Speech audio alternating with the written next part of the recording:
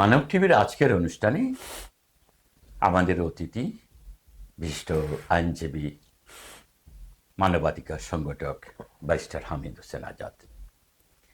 আমরা আজ কথা বলবো আমাদের মাতৃভূমির চেতনা ও প্রেরণা নিয়ে, মাতৃভূমির টানে মায়ের টানে অনুষ্ঠানে।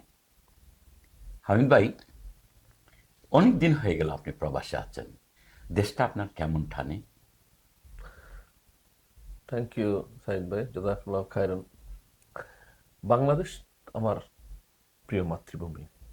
এখানেই আমার জন্ম, এখানেই বেড়ে ওঠা, এখানের আলো বাতাসে আমি বড় হয়েছি। এখানের মাটি এবং মানুষের স্নেহ ভালোবাসা নিয়েই আমার গড়ে ওঠা। আমার জীবনের স্বর্ণালী 3 দশক বলতে পারেন যৌবনটা বাংলাদেশেই কাটিয়েছি। বাংলাদেশের মানুষের ভালোবাসা, শিক্ষা, প্রশিক্ষণ, মায়া, দয়া, এগুলো ছিল আমার হাতে খড়ি। দেশেই প্রাইমারি থেকে শুরু করে বিশ্ববিদ্যালয় পর্যন্ত লেখাপড়া করেছি। বারেট ল করার জন্য ইউকেতে আসি এবং সিদ্ধান্ত ছিল 1996 সালে, সিদ্ধান্ত ছিল বারেট ল করেই দেশে ফিরে যাব, দেশের সেবা করব। 2004 সালে আমি চলে যাওয়ার জন্য সকল ব্যবস্থা হয়ে গিয়েছিল। যাওয়ার আগে অবশ্য বারেট ল করার পরপরেই আমি এদেশের ডেপুটি প্রাইম মিনিস্টার অফিসে একটা প্রজেক্টে আমার কাজ করার সুযোগ হয়েছিল, যখন জন প্রেসকট ছিল ডেপুটি প্রাইম মিনিস্টার। এটা ছিল এদেশের কমিউনিটি কোহেশনের উপর একটা প্রজেক্ট, যার কারণে আন্তর্জাতিক ত্রাণ সংস্থা, বিশেষ করে ইউরোপিয়ান কমিশনের ফান্ডেড একটা প্রজেক্টে আমার কাজ করার সুযোগ হয়েছিল। যার কারণে ইন্টারন্যাশনাল ফান্ড ম্যানেজমেন্ট এবং ইনস্টিটিউশনাল ফান্ড ম্যানেজমেন্ট আমার একটা অভিজ্ঞতা হয়। তো আমি যখন যাওয়ার সিদ্ধান্ত নিই তখন সুনামি হয় ওই সময় এশিয়া নিয়ে। আপনি জানেন শ্রীলঙ্কা, ইন্ডিয়া, সোমালিয়া, মানে আমাদের ওই বেল্টটাই, এশিয়া নেই, ইন্দোনেশিয়া বেশিরভাগ ক্ষতিগ্রস্ত। তো আমি বলি সুনামি আমার জীবনে সুনামি নিয়ে আসে। আমি যখন দেশে গিয়ে সেটল হতে গেলাম, সে সময়ই আমি যে সংস্থার সাথে কাজ করতাম, চিফ এক্সিকিউটিভ আমাকে বললেন যে এখানে একটা কি মুসলিম এইডের কথা বলছেন? না, সেই সময় তো আমি যেটা বললাম, আমি যে ডেপুটি প্রাইম মিনিস্টার অফিসে যে প্রজেক্টে কাজ করতাম, এই প্রজেক্টে যে সংস্থার সাথে কাজ করতাম, তার নাম ছিল ফেইথ রিজন।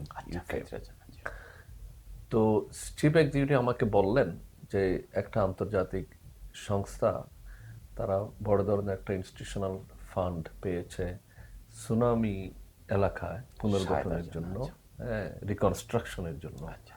সো তারা একজন কনসালটেন্ট চায়, যেহেতু আপনার এই ক্ষেত্রে অভিজ্ঞতা আছে, তারা আপনাকে চায়। আমি চিন্তা করলাম মানবিক কারণে যে এটা একটা তো মানুষের সেবা করার জন্য বিশাল সুযোগ। বিশেষ করে সুনামিতে তো লক্ষ লক্ষ মানুষ মারা গিয়েছে এবং বাড়িঘর সবকিছু একেবারে নিঃশেষ হয়ে গিয়েছে, শহর জনপদ নিঃশেষ হয়ে গিয়েছে। সেখানে আমি যদি কিছু খেদমত করার সুযোগ পাই, সেটা আমাদের রিওয়ার্ডের দিক থেকে তো বিশাল পাওনার, অভিজ্ঞতার দিক থেকে অনেক বড় জিনিস। তো ওনারা বললেন 1 বছরের জন্য আপনি যদি, আমি ঠিক আছে 1 বছরের জন্য আমি আসতে পারি, সেই আশা সেইভাবেই। আর এই সংস্থাটা ছিল মুসলিম এইড। এই মুসলিম এইড, তারা ডিইসির একটা ফান্ড পেয়েছিল in partnership with Oxfam. So Aslam 1 বছরের জন্য, কিন্তু সেই 1 বছর আর শেষ হয়নি। এই 1 বছর কাজ করতে গিয়ে অনেক একটা লম্বা ইতিহাস, সেদিকে আমি যাব না। এখানেও কিছু আমি শুনতে চাই, কারণ আমাদের যারা দর্শক শ্রোতা আছেন, আমাদের অনুষ্ঠানটা মূলত ইন্সপায়ারেশন, তো মানুষ এটা থেকে উজ্জীবিত হয়। কাজে মুসলিম এইডের এই কাজটা আপনার যে সেবা এবং মানুষের যে উপকারের ব্যাপার, এটা মানুষ অন্য যারা দাতা, যারা ভবিষ্যতে এরকম সেবাকর্মী হতে চায়, তাদের জন্য প্রেরণার বিষয়। অবশ্যই। তো এই কাজটা করতে গিয়ে আমরা ইন্দোনেশিয়াতে আমি গেলাম। সেখানে অবশ্যই সরকারি এবং আন্তর্জাতিক বিভিন্ন লেভেলে আলাপ আলোচনা, এরপর আমরা হাউজিং প্রজেক্ট নিলাম সেখানে। আমরা সেখানে অক্সফাম, তারপর ইন্টারন্যাশনাল রেড ক্রস ফেডারেশন, তাদের সাথে পার্টনারশিপে কাজ শুরু করলাম এবং আলহামদুলিল্লাহ আল্লাহ আমাকে সুযোগ দিয়েছেন। আমাদের মুসলিম এইডের কাজটা ইট ওয়াজ এক্সেপশনালি সাকসেসফুল। অন্যান্য অনেক, ওখানে প্রায় 700-র উপরে সংস্থা ইন্টারন্যাশনাল কাজ এনজিও করেছেন। কাজ করতে, যার মধ্যে মুসলিম এইড কিন্তু became one of the third best organization. মাশাআল্লাহ। 700 কতটা অর্গানাইজেশন, বেস্ট তিনটার এই মধ্যে একটা এই এই হয়েছে। এই যে এর মধ্যে মেইন এ ছিল, when other organizations were still on the drawing table, তখন আমরা কিন্তু কয়েকশো বাড়ি ডেলিভার করে ফেলেছি। এটা আমাদের ইনোভেটিভ প্রোগ্রামের কারণে। ইনোভেটিভ প্রোগ্রামটা এদিক থেকে মানুষ তো ট্রেডিশনাল চিন্তা করতেছে। আমরা চিন্তা করলাম সুনামি তো ইন্দোনেশিয়াতে নতুন কিছু না, এটা 100 বছর আগেও সুনামি হয়েছে। তখন তো মানে সায়েন্স, টেকনোলজি, আর্কিটেকচার অত অ্যাডভান্স ছিল না। হাউ ডিড এই পিপল কিভাবে সেই সময় সার্ভাইভ করছে। আমরা তখন এই পুরনো বয়স্ক লোকদের সাথে কথাবার্তা বলে we actually developed A innovative project, এবং খুব দ্রুত আমরা যার কারণে অ্যাকশনে চলে গিয়েছি। তো আমাদের এই সাকসেসের কারণে আসলে আলহামদুলিল্লাহ আমরা প্রচুর ফান্ডিং পেতে শুরু করেছি। তখন আমরা ওয়ার্ল্ড ব্যাংক থেকে একটা বড় ফান্ডিং পেয়েছি, ইন্টারন্যাশনাল রেড ক্রস ফেডারেশন থেকে প্রায় $12.5 মিলিয়ন একটা ফান্ডিং পেয়েছি, তারপর এশিয়ান ডেভেলপমেন্ট ব্যাংক থেকে একটা ফান্ডিং পেয়েছি। এই যে এতগুলো ফান্ডিং এসে গেল, এর মধ্যে 1 বছর চলে যাওয়ার পর আমি যখন চলে আসতে চাইলাম, মুসলিমের যাওয়া সম্ভব না, এতগুলা এই প্রজেক্ট ডেলিভার করতে হবে। তো দিস ইজ হাউ অ্যাকচুয়ালি আমার আর দেশে যাওয়া হয় নাই। মুসলিম এইডে আমাকে কমিটেড হতে হলো। এরপর সেই 1 বছরের মুসলিম এইডে আমি 11 বছর কাজ করলাম। সেই পরে ইন্টারন্যাশনাল ডেভেলপমেন্ট ডাইরেক্টর হিসেবে জয়েন করলাম, তারপরে আবার অ্যাসিস্ট্যান্ট সিইও হলাম, তারপরে সিইও হলাম। তো এই কারণে আসলে দেশের মানে দেশের টানটা কিন্তু সব সময় ছিল, এবং কিন্তু দেশে যাওয়ার সুযোগ তখন হয়। তখন আমি যে বিভিন্ন দেশে সফরে যেতাম দেশের টানের কারণে। আপনি প্রোগ্রামটা আজকে বলছেন মায়ের টানে, মাতৃভূমির টানে, এই যে টানটা যেটা হয়তো, তো আসলে আমি একটা সময় ছিল, সেই সময়টা আমার মনে হইতো আমি যখন প্লেন উঠতাম তখন মনে হইতো আমি বাড়িতে আসছি। কারণ লাইফটা এরকমই ছিল। ইন্দোনেশিয়া, সোমালিয়া, শ্রীলঙ্কা, ইন্ডিয়া, সবসময় লং হল জার্নি। তো কিন্তু আলহামদুলিল্লাহ এই যে মাহের টান, মাতৃভূমির টান, যেটা যখনই আমি ইন্দোনেশিয়া যেতাম, মানে সুযোগ পেলে একটু দেশে গিয়ে মাকে দেখে আসতাম, দেশে 2-4 দিন থেকে আসতাম। ইন্ডিয়াতে যখন যেতাম তাই করতাম, তারপরে কম্বোডিয়াতে যখন যেতাম তাই করতাম। পরবর্তী পর্যায়ে রোহিঙ্গাদের প্রোগ্রাম করতে গিয়ে মিয়ানমার যেতে হয়েছে, সেখানে গেলেও আমি চিটাগাং একটু ওইদিক থেকে এসে আবার আসতাম। তো এটা হচ্ছে আপনি যে ঠান্ডা বলছেন, ঠান্ডা কিন্তু সব সময় ছিল। কিন্তু দুর্ভাগ্যবশত 2008 সালের পরে বাংলাদেশে আপনারা জানেন রাজনৈতিক পট পরিবর্তন করে এমন একটা সরকার এসেছে, তখন এরপরে আসলে গ্রাজুয়ালি প্রথম কিছুদিন তো যাওয়া আসা করা গেছে, কিন্তু সম্ভবত 2013 সালের পরে আসলে পরিবেশ এমন হয়ে যায় যে দেশে যাওয়ার নিরাপদ হয় নাই।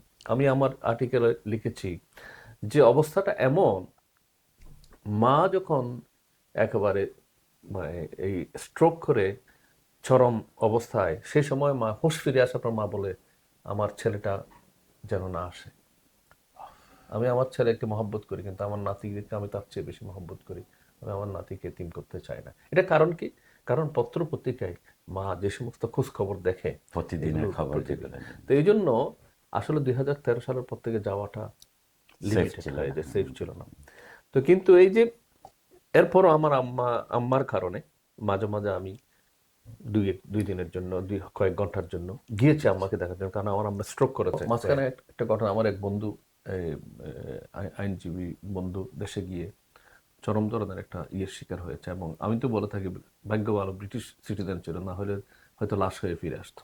এরকম তো একটা ঘটনা, অনেক ঘটনা, গুম খুন, এগুলো জানেন। এইসব রাজনৈতিক বিষয়ে তো আমি যেতে চাচ্ছি না, বাট এই সিচুয়েশনের কারণে আসলে দেশে যাওয়া, কেউ আত্মীয় স্বজন কেউ সবাই বাধা দিত, দেশে যেতে চাইলে বাধা দিত। তারপরও ওই যে মায়ের টানে আমি গেছি, কিন্তু মাঝে মাঝে মাঝখানে 2013 সালের পর কিন্তু বেশ কয়েক বছর যায় নাই, মনে হয় 6-7 বছর মোটেও যাওয়া হয় নাই। কারণ তখন আম্মা একেবারে পেরেশান, যাবো শুনলেই বাধা দিতেন, উল্টা চিন্তা করতেন। আমি বললাম যে গিয়ে আরো পেরেশানি বাড়াই এত লাভ নেই। তো পরে আসলে 2020 সালের পরে করোনার সময় আমি একবার গেছি রিস্ক নিয়ে। করোনার পরে আম্মা স্ট্রোক করার কারণে আমি কয়েকবার গিয়েছি, গিয়ে বেশিক্ষণ থাকতে পারিনি। এই সময় অনেক রেস্ট্রিকশন নিয়ে যেতে হয়েছে। হ্যাঁ, এগুলো এগুলো গেলে পলিটিক্যালি ইয়ে হয়, মানে অনেক সময় অনেক রেস্ট্রিকশন ফেস করতে হয়েছে। তারপরও একটা জিনিস, আমি খুবই সৌভাগ্যবান, আচ্ছা। আমার এলাকার মানুষ আমাকে আগে তো মহব্বত করতো, কিন্তু এই 30 বছর পরে দেখছি এখন আলহামদুলিল্লাহ সেই মহব্বত আগের আছে। মধ্যে দল মত নির্বিশেষে আলহামদুলিল্লাহ যতক্ষণ ছিলাম, থাকছি, আমি নিরাপদ ফিল করেছি। এই তো, কিন্তু এই 5ই অগাস্টের ইয়ের পরে, মানে দেশ স্বাধীন হওয়ার পরে, জি। সবাই তো বলে স্বাধীন হয়েছে, আচ্ছা। এই বাড়ি থেকে এবং আত্মীয় স্বজন সবাই বলে এই আসতে হবে। আমি তখন জি। 5ই অগাস্ট ইয়ে হলো, আমি 7ই অগাস্ট আমি আমেরিকাতে একটা প্রোগ্রামে ছিলাম, প্রায় 10 দিনের মতো। সেখানে আমি প্রচুর কল পাচ্ছিলাম, যে দেশে আসা দরকার, দেশে ইত্যাদি আসা, ইত্যাদি আচ্ছা। ইত্যাদি। তো শেষে আমার আসলে আগে থেকে শিডিউল প্রোগ্রাম ছিল সৌদি আরবে, তো আমি আমার এটার সাথে যোগ করে আচ্ছা। স্বল্প সময়ের জন্য দেশে গেলাম। এই যে 29 তারিখ গেলাম, তো প্রায় 4 দিন মনে হয় ছিলাম আর কি, আসা যাওয়া মিলে 5 দিন আমি আর 5 দিনের জন্য 5 দেশে দিনের গেলেন। জন্য দেশে গেলাম। সো ইট ওয়াজ অ্যামেজিং আচ্ছা। কি দেখেন, মানে কি পরিবর্তনটা আপনার কাছে পরিবর্তনটা, দৃশ্যমান? দি মোস্ট ইন্টারেস্টিং জিনিস হচ্ছে, আমি যখন ঢাকা এয়ারপোর্টে নামলাম, আচ্ছা। ঢাকা এয়ারপোর্টে নেমে তো মানুষ সামনের দিকে হাঁটে না, জি। আমি শুধু পেছনের দিকে তাকাচ্ছি। আমার কাছে মনে হলো যেন আমি একটা অন্য দেশে আসছি। আমি শুধু চিন্তা করলাম, আমি কি বাংলাদেশে আসছি, আচ্ছা। না অন্য কোথাও আসছি। আচ্ছা, এত চেঞ্জ। মানে চেঞ্জ। কি চেঞ্জটা, মানে তাৎক্ষণিক কেন চেঞ্জটা ফিল করলেন আপনি? এক নম্বর হচ্ছে, আগে বাংলাদেশে গেলেই জি। বিশাল বিশাল ইয়ে দেখা যেত, ছবি দেখা যেত, বলতো অমুকের দেশে আসছে, অমুকের দেশে আসছে। আচ্ছা। এগুলো এসব নেই এখন। তো মনে হচ্ছে তাহলে আমি অন্য কারো, এজ ইফ এটা একটা কারো বাপের দেশে আসছে। আচ্ছা, তখন মনে হতো হ্যাঁ, এখন এখন দেখি এগুলো নাই, কিন্তু আমি তাহলে নিজের একটা দেশে নতুন একটা আসছেন দেশে নাকি? আসার জন্য, আচ্ছা। এবং সেখানে মানুষের ওয়েলকামিং এন্ড ইয়েটা, দুইটা জিনিস আসলে তখন দেখছি। কারণ এটা তো একেবারে তখনও পর্যন্ত তো জাস্ট চেঞ্জ। মানুষের মধ্যে এখন অনেক অনিশ্চয়তা আছে। আচ্ছা। তারপরও আমি তো, এই ধরনের পরিবর্তন হয়েছে, গণ অভ্যুত্থান হয়েছে, এরকম বহু দেশে সফর করার তো সুযোগ আমার হয়েছে। কাজে ওইখানকার circumstance আমরা কর্তব্যের দেখা আছে। কারণে, আচ্ছা, জি। মানে 60-70টা দেশে আমার ঘুরতে হয়েছে, যেতে হয়েছে। তো এবং বিশেষ করে এই চ্যারিটি ওয়ার্কে থাকার কারণে, মানবতার কল্যাণমূলক কাজে থাকার কারণে, যে সমস্ত দেশে এই সমস্ত সংঘাত সংঘর্ষ বা গৃহযুদ্ধ হচ্ছে, এইসব দেশে তো অনেকবার যাওয়া হয়েছে। বলতে গেলে ওই জায়গাতেই ওই বেশি জায়গায় গেছেন, কাজ করেছে, বেশি অথবা গেছেন। ন্যাচারাল ডিজাস্টার হইতো, এইসব জায়গায় গেছি, গরিব যারা সেখানে বেশি গেছি আমি। তো আসলে এই সমস্ত দেশে আপনার অভ্যুত্থানের পর একটা স্বাভাবিক অবস্থা আসতে কিন্তু অনেক বছর লাগে, সময় লেগেছে। মাস তো লাগেই, কয়েক মাসে তো হয়ই না, অনেক বছর, বহু দেশে 10 বছরও স্বাভাবিক হচ্ছে না। কিন্তু ওখানে গিয়ে দেখলাম, মানে 29 তারিখ মানে কয়দিন, না, 24 দিনের মাত্র মধ্যে 24 দিন। জি। এভরিথিং ইজ স্মুথলি রানিং, আচ্ছা। সবকিছু রান করতেছে স্মুথলি। এয়ারপোর্টে কিন্তু সিস্টেম আগে আগের চেয়ে অনেক স্মুথ আমার কাছে মনে হলো।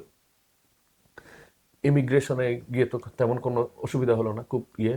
এবং একটা জিনিস হচ্ছে কি, আগে গেলে একটা সংখ্যা যে থাকতো, ওই সংখ্যাটা নাই, ছিল না। আচ্ছা। তারপরে আগে মানুষের সব চেহারা ইয়ের মধ্যে বহুবার, মানে যখনই গেছি, এই মানে এই সুবিধা, এই নানা আজেবাজে প্রশ্ন ইত্যাদি করার একটা মানে আশঙ্কা। আমি আপনাকে এখানে আরেকটু যদি ক্লিয়ার হতে চাই, হ্যাঁ।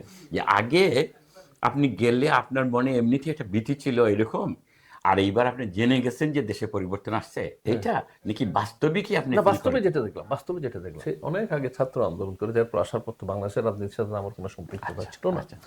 এই কারণে ওই রাজনৈতিক কোনো ভীতি ইত্যাদি কখনো কাজ করতো না। কিন্তু স্বাভাবিকভাবে মানুষের যে আপনি জানেন, আমরা এই দেশে কত আন্দোলন করতে হয়েছে, এয়ারপোর্টে যে জুলুম নির্যাতন, আমাদের এখানকার এই দেশের অনেক নাগরিকদের যে মানে মারধরের শিকার হয়েছে ইত্যাদি ইত্যাদি, এগুলো তারপরে আরো কত কিছু শোনা যেত, এই সমস্ত সংখ্যা তো থাকতো। এবার মানে গিয়ে একটা আন্দোলন আমরা তো এখনই চলছে, যে মুসলমানদের কথা, এই যে প্রবাসীদের হেনাস্তা করা, এটা ওইটা, ইত্যাদি ইত্যাদি, আপনি এই চিত্রটা বোঝাতে চাচ্ছেন? এই চিত্রটাই বোঝাতে চাচ্ছি। কিন্তু এবার গিয়ে এই জিনিসটা আমি দেখলাম না, বরং সবাই, আচ্ছা। আমার কাছে মনে হচ্ছে এটা ওয়েস্টার্ন ইয়ের মতো, সবাই সহযোগিতা করার জন্য ইয়ে করতেছে। বাহ, কে বাহ। কাকে কত বেশি সহযোগিতা করতে পারে, আপনি মনে করেন এদিকে লাইনে আছেন, আচ্ছা। এদিকে লাইনে আছেন, জি। কিন্তু ওখানে দেখতে, না আপনি এদিকে, না আপনি এদিকে দাঁড়ান, তাড়াতাড়ি হয়ে যাবে। বাহ। এখানে লাইনে দাঁড়াইছেন, ওইদিকে ইয়ে হয়তো, মানে বিদেশের মতো, মানে ইউরোপিয়ান একদম, দেশের মানে মতো। খুব সুন্দর ইয়ে, একটা Okay, স্মুথ। okay. আর অন দি আদার হ্যান্ড, জি। আমার কাছে মনে হলো যেন আমি তো নির্দেশের নির্দেশে। এজন্য প্রথম কয়েকবার কিন্তু, মানে বেশ কয়েক কদম বলতে গেলে আমি শুধু পিছনের দিকে তাকাচ্ছিলাম। আসলে না, আমরা যখন এই মনে করেন ব্রিটেনে এয়ারপোর্টে নামি, তারপরে আমরা যখন এই ইউরোপিয়ান কোনো দেশে, আমেরিকার কোনো দেশে বা ইভেন এশিয়ান ভালো বড় বড় দেশে গেলেও সেই সমস্ত দেশে ওয়েলকাম করে দেশের হেরিটেজ নিয়ে। আমাদের বাংলাদেশে ছিল কি অমুক একটা ব্যক্তির নাম দিয়ে অমুকের দেশে, হ্যাঁ। তো এখন কিন্তু এগুলো নাই। তো এই যে একটা স্বদেশের একটা ফিলিং, এটা হচ্ছে প্রথম অনুভূতি। আর দ্বিতীয় হচ্ছে আপনি মানে যখন এই ইমিগ্রেশনে গেলেন, সিচুয়েশনটা চেঞ্জ।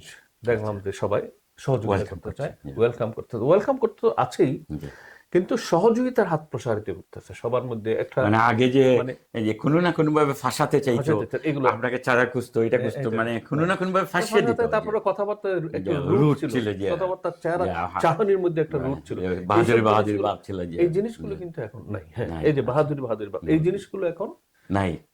না, এটা এখন স্বাভাবিক। কিছু মানুষের মধ্যে এখনো দেখা যাচ্ছে এরা একটু মতো, এদের সংখ্যাটা হচ্ছে, মনে করেন এদের হয়তো কেউ ছিল আগে হয়তো এই সমস্ত করেছে, এখন তাদের মধ্যে হয়তো এখন একটা সংখ্যা কাজ করতেছে, মানে একটা সিদ্ধান্তহীনতা। কিন্তু মেজরিটি ক্ষেত্রে আমি দেখলাম একেবারে ডেস্ক থেকে শুরু করে ডেস্কে যাওয়ার আগে লাইনে সবাই একটা সহযোগিতা। আচ্ছা, এই তো গেল বিমানবন্দর। তারপরে আপনি বাড়ি চলে গেলেন না ঢাকায় ছিলেন? না, ঢাকায়। আমি ঢাকায় ছিলাম। আমি বাড়িতে 2 দিন পরে মনে হয় গিয়েছি। সে বাড়িতে তো মাত্র কয়েক ঘন্টা ছিল, আবার চলে আসছি। এখন ঢাকা শহরে আমি ঢাকা গিয়ে যখন বের হলাম, বের হওয়ার পরে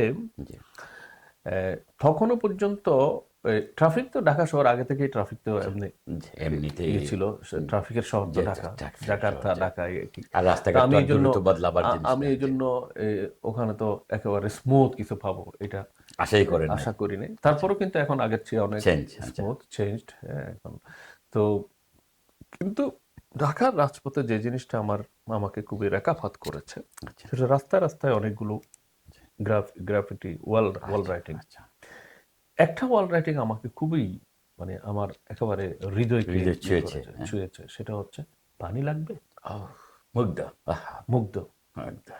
মুগ্ধের কথাটা। এটা প্রায় জায়গায় এটা দেয়ালে লেখা। এটা একটা পর্যায়ে আমার চোখে পানি এসে গেছে। কি যে কারবালা কাণ্ডটা হয়ে গেছিল এখানে, যে মানে এইরকম বিশ্ববিদ্যালয়ে আসলে শুধু দেশে না, দেশের বাইরেও একটা আলোচনা, পানি লাগবে। তারপর কোথাও কোথাও এই যে আবু সাইদের সে বুক পেতে দিল। আপনি মানে এটা থেকে বুঝে একদিকে এই যে পানি লাগবে, এটা দুইটা জিনিস। একটা হচ্ছে কি ধরনের একটা কারবালার মতো একটা অবস্থা হয়ে গিয়েছিল। 2 নম্বর হচ্ছে এই অবস্থায় মানুষ কেন বিপ্লবটা সফল হয়েছে, আমাকে এটা জবাব দিয়েছে। হ্যাঁ, আমি এখানে জবাব পেয়েছি কেন বিপ্লব সফল হয়েছে, বুঝছেন? তো এই যে পানি লাগবে, এটা একটা হচ্ছে ঘটনাটা কোন লেভেলে চলে গেছে। 2 নম্বর হচ্ছে মানুষের আত্মত্যাগ এবং স্যাক্রিফাইস। নিজের জীবন নিয়ে চিন্তা করতেছে না, কিন্তু অন্যজনকে জীবন বাঁচানোর চিন্তা করছে। এবং এভাবে কিন্তু মুগ্ধ জীবন, এভাবে কিন্তু মুগ্ধ একেবারে কারবালাতে যে ঘটনা হয়েছে সেরকম সে জীবন দিয়ে দিছে, কিন্তু মানুষের খেদমত করা বন্ধ করা নেই। নাম্বার 1। নাম্বার 2, কোন ধরনের দেশপ্রেম, কোন লেভেলের দেশপ্রেম, কোন লেভেলের দেশের প্রতি মায়া, এবং কোন লেভেলে জুলুমের প্রতিবাদী মানসিকতা হলে কেউ বুক পেতে দেয়, আমাকে মারো, আমি মাথা নত করছি না। এই ছবি আমাকে নিজে ইয়েতে সোশ্যাল মিডিয়া দেখলাম, পুলিশের একজন অফিসার আরেকজনকে দেখাচ্ছে যে স্যার পারছি না, একটা মারলে একটাই মরে, ডান পাও কেউ পিছায় না। এই কথা কিন্তু সাংঘাতিক ব্যাপার, যে গুলিতে একজন মারা যাচ্ছে কিন্তু আরেকজন পিছাচ্ছে না। সেটা এই চিত্র আপনি দেখলেন? এই চিত্র দেখেছি। মানে কি কারণে এই বিপ্লবটা সফল হয়েছে, হ্যাঁ, এইটার একটা জবাব আমি পেয়েছি। সেই জবাবটা হচ্ছে, 1 নম্বর হচ্ছে এই যারা ছাত্র জনতা, এটা বিপ্লবটা ছিল এখানে আপামর ছাত্র জনতার। এবং এই কারণে যে ঢাকা শহরে তখন যে পুলিশ কিন্তু তখনই ইনঅ্যাক্টিভ। আপনি যখন গেছেন, আমি যখন গেছি তখনই এটা বড় 20%-এর উপরে পুলিশ তখন জয়েন করে। 2 নম্বর হচ্ছে পুলিশের মোরাল তো ভেরি ডাউন, কারণ পুলিশই তো সবকিছু বেশি, এত হাজারের উপরে ছেলেদেরকে পুলিশকে সরকার ব্যবহার করেছে। তার কারণে পুলিশ যারা আছে তারা কিন্তু এখনো যে সেই মোরাল ইয়েটা পাচ্ছে না। নরমাল হতে পারছে না। কিন্তু এর মধ্যে রাস্তাঘাটে মানুষ কিন্তু যে যেখানে পাচ্ছে সেখানে শৃঙ্খলা প্রতিষ্ঠা করার চেষ্টা করতেছে। ট্রাফিক থেকে শুরু করে আপনি সব জায়গায় কিন্তু মানুষ স্বতঃস্ফূর্ত, এটা একটা স্বপ্রণোদিত হয়ে তারা ওনারশিপ ওন করতেছে দেশটাকে। তো এটা প্রমাণ করে মানুষের দেশপ্রেম, এক নম্বর দেশপ্রেম প্রত্যেকে, এবং দেশপ্রেমের ক্ষেত্রে দেশকে গড়ে তোলার জন্য তারা কিন্তু ওনারশিপ নিয়ে নিচ্ছে, স্বপ্রণোদিত দায়িত্বশীল হয়ে গেছে। এটা বিপ্লবকে সফলতার পিছনে কিন্তু এটা একটা বিরাট ব্যাপার। এই দেশপ্রেম যদি আমরা কন্টিনিউ রাখতে পারি কিন্তু এই দেশের ভবিষ্যৎ কিন্তু অনেক বড়। 2 নম্বর হচ্ছে কমিটমেন্ট। হ্যাঁ, যে তারা যখন আন্দোলনে নেমেছে, আন্দোলন সফল করবই, জীবন যাক, রক্ত যাক, ঘর যাক, বাড়ি যাক, এবার আর ছাড়ছি। Determine, commitment. আচ্ছা, এটা হচ্ছে, এটাকে আমি 3C বলি। আচ্ছা, কমিটমেন্ট। আচ্ছা, আরেকটা হচ্ছে কম্পেলিং ভিশন। এটা হচ্ছে আসলে কমিটমেন্টের আগে হচ্ছে কম্পেলিং ভিশন। তাদের একটা ভিশন ছিল, আমরা এই দেশকে স্বৈরাচার মুক্ত করবই। মানে টার্গেট তারা ঠিক করে আপনি ফেলেছে। একটু আগে যেটা বলছেন যে মারবা, কত মারবা, আরে বাবা, একজনকে মারবা, এই যে আমরা সেখানে এগুলো ছবি আবার আছে, ওই যে দেওয়ালে রক্ত, মানে একেবারে ইয়ে, একটা বিশ্ববিদ্যালয়ের একজন শিক্ষিকা যে বলছে আমার ছেলেকে মারছো, আমি হ্যাঁ কত মারবা, মারো। এই যে এগুলো কিন্তু এই বিপ্লবী ছবিগুলো কিন্তু ওখানে দেওয়ালে আমি দেখলাম। তাইলে এই যে একটা তাদের যাই কিছু হোক বিজয় আসবেই, এই যে একটা ভিশন, মানুষের অনেকের ভিশন থাকে কিন্তু কম্পেলিং ভিশন সবার থাকে না। আমি এটা বলি, রাসূল সাল্লাল্লাহু আলাইহি ওয়াসাল্লামের লিডারশিপের কিন্তু অন্যতম কোয়ালিটি হচ্ছে কম্পেলিং ভিশন। এই কারণে হুদাইবিয়া ওনাকে পরাজিত করতে পারে নাই, সাহেবা আবু তালিব ওনাকে পরাজিত করতে পারে নাই, হ্যাঁ, এতগুলো যুদ্ধ ওনাকে পরাজিত করতে পারে নাই, ওনার মিশনে অটল ছিল। এখানেও কিন্তু আমার মনে হয়েছে আমাদের এই ছেলেরা, এই ছাত্ররা, বিশেষ করে ছাত্র জনতা রাসূল সাল্লাল্লাহু আলাইহি ওয়াসাল্লাম জিন্দেগিতে হয়তো তার অনুপ্রেরণা পেয়েছে এবং সেই স্টাডি করেছে কম্পেলিং ভিশন। কারণ যে কোনো 2 নম্বর হচ্ছে কম্পেলিং ভিশনের সেকেন্ড যে রেজাল্ট আসছে সেটা হচ্ছে কমিটমেন্ট। 3 নম্বর যে জিনিসটা আমি দেখেছি সেটা হচ্ছে কম্পিটেন্স। এই জন্য আমি বলি 3C, compelling vision, commitment and competence. হ্যাঁ, সে কম্পিটেন্সটা কি দেখেন, কারফিউ দিছে, আচ্ছা, সব বন্ধ, ইলেকট্রিসিটি বন্ধ, সব বন্ধ, ইন্টারনেট বন্ধ, সবকিছু বন্ধ, কিন্তু তাদের যোগাযোগ কিন্তু ঠিক হয়ে গেছে, মানে তারা বন্ধ করতে পারে না। যখন কারফিউ দিছে, যে আপনি 4 তারিখ 5 তারিখ কিন্তু সবাই কারফিউ ভেঙে আসলো, কমিউনিকেশনটা কিভাবে হলো? নিশ্চয়ই কোনো না কোনো অল্টারনেটিভ তাদের ছিল। Imagine the sophisticated the system, talent, এবং দিস ইজ যোগ্যতা এবং দক্ষতা। এই জন্য আমি বলি রাসূলুল্লাহ সাল্লাল্লাহু আলাইহি ওয়াসাল্লামের নেতৃত্বের বৈশিষ্ট্যের মধ্যে আরেকটা হচ্ছে আল-আমিন আর আল-কাউই, শুধু বিশ্বস্ত এবং সৎ না, তিনি হচ্ছেন কম্পিটেন্ট, যোগ্য, দক্ষ। এবং এই ছেলেগুলোর মধ্যেই আমাদের এই ছাত্র জনতা, বিশেষ করে ছাত্ররা তো নেতৃত্ব দিয়েছে, হ্যাঁ, তারা কিন্তু এই কম্পিটেন্সটা মানে অর্জন করেছে, দেখিয়ে দিয়েছে। যেটা তো এরপরে ফাইনালি যে জিনিসটা, হ্যাঁ, 5 নম্বরে যে জিনিসটা আমি দেখেছি সেটা হচ্ছে আল্লাহর প্রতি প্রগাঢ় বিশ্বাস, আল্লাহর সাহায্যের প্রতি প্রগাঢ়, মানে গোটা এই ছাত্র শক্তি কি আপনি মনে করতেছেন যে আসলে আমি ওই সময় তো আমরা এখান থেকেও দেখেছি, সবাই তো এই যে পানি লাগবে এই অনুপ্রেরণা কোত্থেকে আসছে? আচ্ছা, এটা বুঝলাম মানবিক মূল্যবোধ থেকে আসতে পারে, কিন্তু কোন জিনিস থেকে আপনি চিন্তা করলেন যে আল্লাহর প্রতি অগাধ বিশ্বাস নিয়ে এরা দাঁড়িয়েছিল বলে সফলতা এসেছে? কারণ এরা কিন্তু আসলে যখনই বিজয়ের স্বপ্ন দেখেছে, তখন বিজয়ের স্বপ্ন দেখে বিজয়ের স্বপ্নের এই ঘোষণাটা দেওয়ার সময় ইনশাআল্লাহ বলেছে তারা, এবং আল্লাহর রহমতে আমরা পরাজিত হব না। হ্যাঁ, এবং এই ধরনের অনেক লেখনীয় আমি আবার দেয়ালে দেখেছি, বুঝছেন? তো তাদের বিশ্বাসটা ছিল, এখানে সকলের বিশ্বাস একই রকম ছিল, কারণ এখানে এখানে মুসলিম, হিন্দু, বৌদ্ধ, খ্রিস্টান বিভিন্ন জাতির ছিল, কিন্তু সকলের মধ্যে গডের প্রতি একটা বিশ্বাস ছিল। যাদের গডের প্রতি বিশ্বাস নেই তারা কিন্তু দেশকে স্বৈরাচার মুক্ত করার জন্য যে বাকি কম্পোনেন্ট গুলো তাদের মধ্যে অবশ্যই ছিল। তো এই জিনিসটা কিন্তু আমি যখন আমি গিয়েছি আর কি, তখন যেখানে গিয়েছি, যাদের সাথে কথা বলেছি, তাদের মধ্যে কিন্তু এই চেতনাটা আমি লক্ষ্য করেছি। এই 5টা জিনিস আমি লক্ষ্য করেছি: দেশপ্রেমটা, দেশের প্রতি মায়া মমতা, আর প্রতিবাদ, আমরা এটাকে ইসলামিকের বলে আমরু বিল মারুফ নেহি আনিল মুনকার। হ্যাঁ, এবং ওখানে কিন্তু আমি একেবারে প্রত্যক্ষভাবে দেখেছি একটা হাদিসের বাস্তবায়ন, যে মান রাআ মিনকুম মুনকারান ফালইউগাইয়ির বিয়াদিহি ফাইন লাম ইসতাতি ফাবিলিসানি ফাইন লাম ইসতাতি ফাবিকলবি ওয়া যালিকা আদাফুল ঈমান। আল্লাহ রাসূল কি বলছেন, কেউ যদি তোমার অন্যায় করে তোমার সামর্থ্য থাকলে হাত দিয়ে তাকে দমন করো, হাত দিয়ে দমন করতে না পারলে মুখে প্রতিবাদ করো, মুখে প্রতিবাদ করার ক্যাপাসিটি না থাকলে অন্তরে অন্তরে করো, তবে সেটা ঈমানের দুর্বলতা পর্যায়ে। কিন্তু এখানে আমাদের ছাত্র জনতা কিন্তু ঈমানের সর্বোচ্চ পর্যায়ে, তারা দেখতে 16 বছর, হ্যাঁ, সকল রাজনৈতিক দল সবকিছু বহু প্রতিবাদ করেছে, কিছুতেই কাজ হয় না। এমনকি লেটেস্ট নির্বাচনটা পর্যন্ত হাইজ্যাক করলো, তখন তারা রাস্তায় নেমে গিয়েছে। এখন আর প্রতিবাদ নয়, প্রতিরোধ, এমনকি ঘৃণাও নয়, এবং তাই করেছে তারা, এবং তাই করেছে। এবং আমার দৃঢ় বিশ্বাস অনেকেই কিন্তু যারা আল্লাহর উপর নির্ভরশীলতা রেখেছে, তারা রাসূল সাল্লাল্লাহু আলাইহি ওয়াসাল্লামের এই যে প্রতিবাদ, স্বৈরাচার, জুলুম, নিপীড়ন বন্ধ করার জন্য যে চেতনাটা রাসূল সাল্লাল্লাহু আলাইহি ওয়াসাল্লাম দিয়েছেন, সেই চেতনাতে তারা উজ্জীবিত হয়েছে। দ্যাট ইজ, এই যে 5টা বিষয় আমি দিলাম যারা অনুপ্রেরণা, যেটা আমি বুঝলাম।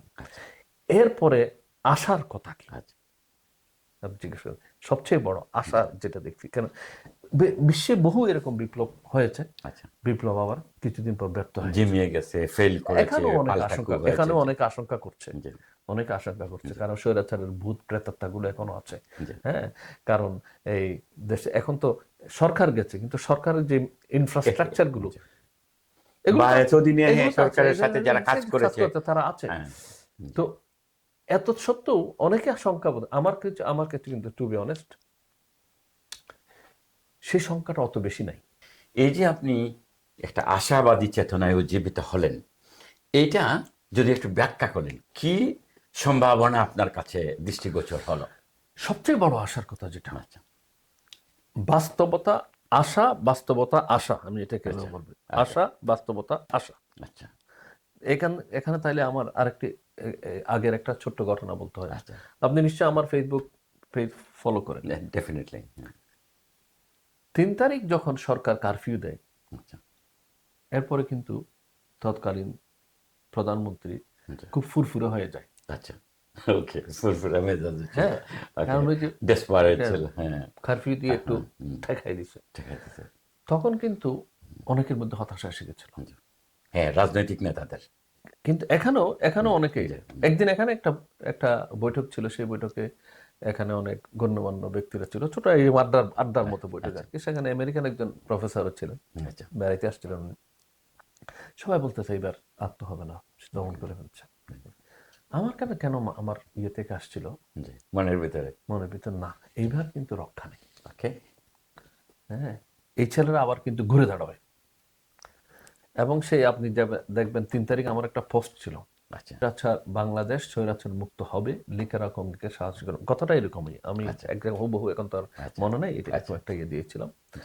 এবং পরবর্তী দিন ফলোইং আরেকটা স্ট্যাটাস ছিল আমার, যে মানে আশাটাকে কখনো পরাভূত করা যাবে না, বিজয়ের আশা নিয়ে সামনে এগুতে হবে। আর যারা বিজয়ের আশা নিয়ে আল্লাহর উপর নির্ভরশীল হয়ে সামনে এগিয়ে যায়, তাদেরকে কখনো কেউ পরাজিত করতে পারে না, এই ধরনের একটা ইয়ে ছিল। তো এই আশা থেকে 5 তারিখ কি হয়েছে আপনারা জানেন, দুনিয়া জানে। হ্যাঁ, তো এই জন্য বললাম আশা থেকে বাস্তবতা। এখন আবার কি আশা, এখন আবার যে সবাই বলতেছে এই হবে সেই হবে। 4 তারিখ মনে করেন সরকার আবার কারফিউ ঘোষণা করলো, তাই না? এবং মনে হলো খুব সিরিয়াস, এবং খুবই সিরিয়াস। আর রাজনৈতিক নেতারাও খুব মোটা কথা বলছিল। তখন আমরা যারা বাইরে আছি, তাদের কারো হতাশা এসে গেছে, কারো মাথায় চিন্তা আসছে এখন কি করা দরকার, কি করলে মানে এই আমাদের ছাত্র জনতা পরাজিত হবে না। এখানে আরো একটা বিষয় আসছে, যেটা এই জন্য আমি একটা কথা বলি যে শেষ ভালো যার সব ভালো তার। সেনাবাহিনী, পুলিশ তো মানে ফেসিবাদী সরকারের আজ্ঞাবহ ছিল, সেনাবাহিনী তো একসময় আজ্ঞাবহ ছিল। কিন্তু আমরা 4 তারিখ যদিও সেনাবাহিনী সেই ফেসিবাদী সরকারের নির্দেশে কারফিউ দিয়েছে, কিন্তু তারা জনগণের সাথে মুখোমুখি না হওয়ার ঘোষণাও দিয়েছে। তারা একটা স্টেটমেন্ট দিয়েছে, হত্যা করবে না। দ্যাট ওয়াজ এ বিগ মানে এটাই একটা ইন্ডিকেটর যে indicator। জনতার উপর গুলি চালাবে না, হ্যাঁ। এটা তখন কিন্তু 4 তারিখ এই আমাদের ছাত্র জনতা তাদের কিন্তু ঢাকা মার্চটা ছিল আসলে এই গণভবনের দিকে 6 তারিখ। জি, তারা পরিস্থিতি, এটাও আবার এই যে কম্পিটেন্সের কথা বলছিলাম আমি, জি। এই যে তাদের এগিয়ে একটা নিয়ে আসা, বিশাল জি, কম্পিটেন্স, এটা জি। তারা কিন্তু পরিস্থিতিটাকে অবজার্ভ করে একটা দিন বিলম্ব কত বড় বিপর্যয় আনতে পারে সেটা তারা কিন্তু চিন্তা করে বুঝতে ফেলেছে। পেরেছি। এবং 5 তারিখ আপনার সারা দেশ থেকে লক্ষ লক্ষ মানুষ ঢাকা অভিমুখে চলে এসেছে। এবং আমি তো এবং মানুষ তাজ্জব অরিজিনালি হয়েছে যে কি করে এত মানুষ আসলো ঢাকায়। চট্টগ্রাম থেকে ফেনী থেকে এ পর্যন্ত মানুষ যেভাবে এই দলে দলে এসেছে, এবং এসে কিন্তু সবার কাছে সিগন্যাল হয়ে গেছে এখন আর দমানো যাবে না। কেন দমানো যাবে না? কত এত মানুষ, কত মারবা, যারা মরতে চায় তাদেরকে তো পরাজিত করা মারা যায় যায় না, না। এত কারণ মারা যায় না। বাংলাদেশের মানুষ এখন যে বাংলাদেশের মানুষের মানে এই ছাত্র জনতার অভিব্যক্তিটা এবং অনুভূতিটা এমন হয়ে গেছে, আমাদের তো এমনি মারতেছেই তারা। হ্যাঁ, কাজেই মরি। তাহলে তো এটা পুরুষের মতো মরে লাভ কি? মরলে বীর পুরুষের মতো মরবো, কয়জন মারতে পারবে? তো এইভাবে কিন্তু 5 তারিখের এটা হয়েছে, এবং এটাই সফল হয়। কারণ আসার কথা যে জিনিসটা আসার পরে আবার বাস্তবতা যেটা, সেটা হচ্ছে এই যে ছাত্র জনতা। এখানে আমি মানে অবশ্যই এদিকে একটু ব্যক্তিগত গল্পের দিকে চলো, যদি না যাই, যে জিনিসটা আমি দেখেছি ওখানে গল্প এখান থেকে জেনেছি, এবং ওখানে গিয়ে অনেকের সাথে আমি কথা বলেছি। আচ্ছা, হ্যাঁ, 4 মাসের বাচ্চা নিয়ে মা রাস্তায় নেমে গেছে। এটা এটা আমরা দেখেছি মিডিয়া। একটা মা আমি জানি, তার একটা ছেলে একটা মেয়ে, তার হাজবেন্ড বিদেশে থাকে, যার একটা ছেলে, তার ছেলের প্রতি তার ইয়েটা কিরকম আপনি জানেন? কোনো ছেলে কি এরকম মাঠে নামাইতে পারবে? সেই মা তার ছেলে মেয়ে দুজনকে নিয়ে রাস্তায় নেমে গেছে। এটা বিস্ময়কর, এটা কি করে হলো? তাহলে এই যে যে আগে ছিল ছাত্রদের বৈষম্য বিরোধী আন্দোলন, তাহলে কিন্তু 1 তারিখের পর আন্দোলনটা কি হইলো? জনতার আন্দোলন একেবারেই এবং এই 3 তারিখের পরে এটা কি হইলো? সর্বস্তরের গ্রাম গঞ্জ শহর থেকে শুরু করে সবার আন্দোলন। এটা কি ইস্পাত কঠিন একটা ঐক্য প্রতিষ্ঠিত হয়ে গেল। এই ঐক্যই তাদেরকে, আল্লাহর উপর ভরসা করে এই ঐক্যই তাদেরকে বিজয় দিয়েছে। তা আমি যাওয়ার পর যে জিনিসটা দেখছি, যে জিনিসটা আমার আসার কথা হচ্ছে, সেটা হচ্ছে আমি সেই ঐক্যটা তখন পর্যন্ত দেখেছি। মানে এখনো অটুট আছে, এই ঐক্যটা এখনো। কিভাবে মনে করলেন এটা? হ্যাঁ, এটা হচ্ছে আপনি না, তখনও পর্যন্ত কিন্তু সকলের কথাবার্তা এক লাইনে আসছিল, এবং সবাই কিন্তু মানে তত্ত্বাবধায়ক সরকারকে, মানে ইন্টারিম গভর্নমেন্টকে সাকসেসফুল করতে হবে, ফেসিবাদকে এখানে ঢুকতে দেওয়া যাবে না, এবং সবাই আবার শান্তি শৃঙ্খলা নিয়ম কানুন রক্ষা করার জন্য যে যেখানে, তখনও পর্যন্ত কিন্তু আর্মিকে ম্যাজিস্ট্রি পাওয়ার দেওয়া হয়নি। আচ্ছা, তখন কিন্তু আইন শৃঙ্খলাগুলো কারা বাস্তবায়ন করতেছে? জনগণ, ছাত্র জনতা। এই যে এর মধ্যে কিন্তু আরো 4টা কি 5টা প্রতি বিপ্লবের ইয়ে হয়ে ঘটনা ঘটে গেছে, এবং তারা মোকাবেলা করেছে। মিডিয়া বিদ্রোহের কথা বলেন, কোর্টের বিদ্রোহের কথা বলেন, কূটনৈতিক একটা কু করার চেষ্টা করা হয়েছে আন্তর্জাতিক, সবগুলো কিন্তু মোকাবেলা করেছে এই ছাত্র জনতা। এখানে এই মোকাবেলার মধ্যে এখানেও কিন্তু ওই কম্পিটেন্স যখনই শুনেছে, তারা কোনো ইতস্তত করে নাই, সাথে সাথে এটাকে দমন করেছে এক হয়ে। আনসার বিদ্রোহ যখন হয়েছে, ছাত্ররা চলে এসেছে, দমন করেছে। তো এগুলো তো আমি যখন যাচ্ছি এর কয়েকদিন আগের ঘটনা বা পরের ঘটনা এগুলো দেখেছি। তো এই জন্য এই ঐক্যটা হচ্ছে বড় আশার দিক। তো সেই ঐক্যটা কিন্তু এই মানে আমি সংখ্যার মধ্যে কিছুটা বলবো, চ্যালেঞ্জের মধ্যে, কিন্তু সেই ঐক্যটা আমি যখন দেখেছি তখন পর্যন্ত সাধারণ মানুষের মধ্যে, ছাত্রদের মধ্যে, যুবকদের মধ্যে, কৃষকদের মধ্যে, ইভেন এই যে পানওয়ালা ফেরিওয়ালা তাদের মধ্যে সকলে দেখে এক ভাষায় কথা বলে। এটা আশ্চর্যের বিষয় ভাই, এটা আশ্চর্যের বিষয়। এটা অন্য একটা যারা ফেসিবাদী সরকারের যারা, তারা তো এক হচ্ছে সবাই পালাইছে। 2 নম্বর হচ্ছে যারা এখনো হয়তো ইয়ে করে আছে, তাদের বল চেঞ্জ হয়ে গেছে, এবং এটা অনেক সময় বোঝা যায়। কিছু কিছু আছে ওদের সমর্থক যারা, তাদের ভয়েস এখন অনেক বেশি ভোকাল, ওরা আরো অন্যরা একটু স্বাভাবিকভাবে কথা বলে, ওরা ওদেরকে গালি দিয়ে কথা বলে। আচ্ছা আচ্ছা, মানে তাদের লোকেরাই। কিন্তু এটা কেন? এবং তাদের অনেক লোক আসলে জেনুইনলি আবার তাদের বাড়াবাড়ির জন্য সাধারণ কিছু লোক, আপনি সোহেল তাজের কথা শুনেছেন, সোহেল তাজ তাদের স্বরাষ্ট্রমন্ত্রী প্রতিমন্ত্রীর জন্য কিভাবে প্রতিবাদী হয়েছে আপনি দেখেছেন। তো এইভাবে কিন্তু সাধারণ খাদির সিদ্দিকের মতো মানুষ, এইভাবে কিন্তু সাধারণ মানুষের মধ্যে এই যে একটা চিন্তার ঐক্য, চেতনার ঐক্য, মুক্তির জন্য ঐক্য জি, এবং এই মুক্তিকে ধরে রাখার জন্য যে ঐক্য, জি। এটা হচ্ছে আমার দৃষ্টিতে সবচেয়ে বড় আশার দিক। এখন কথা হলো এরপরে ওই যে এরপরে হচ্ছে সেনাবাহিনী আগে যাই করুক না কেন, জি। পরবর্তী পর্যায়ে ছাত্র জনতার সাথে সুর মিলিয়ে ঐক্যবদ্ধ হয়ে তারা যে ঘোষণা দিল এবং যে ভূমিকাটা রেখেছে, সেটা আরেকটা আশার দিক। যে ওই যে আমি বলি শেষ ভালো যার সব ভালো তার, অতীতে যাই করুক না কেন, কিন্তু তারা কমিটমেন্টটা শো করেছে। এবং আমার বিশ্বাস জনতার ঐক্য এভাবে অটুট থাকলে তারা বিট্রে করার সাহস পাবে না। যদিও বা যদিও তাদেরকে বিট্রে করানোর জন্য বহু চেষ্টা চলছে। সেনাবাহিনী প্রধান থেকে শুরু করে একটা বড় অংশ হুম, হুম। মনে হচ্ছে যে এই ছাত্র জনতার এই প্রত্যাশাকে ধারণ করছে। ধারণ করছে, ইয়েস, ধারণ করছে।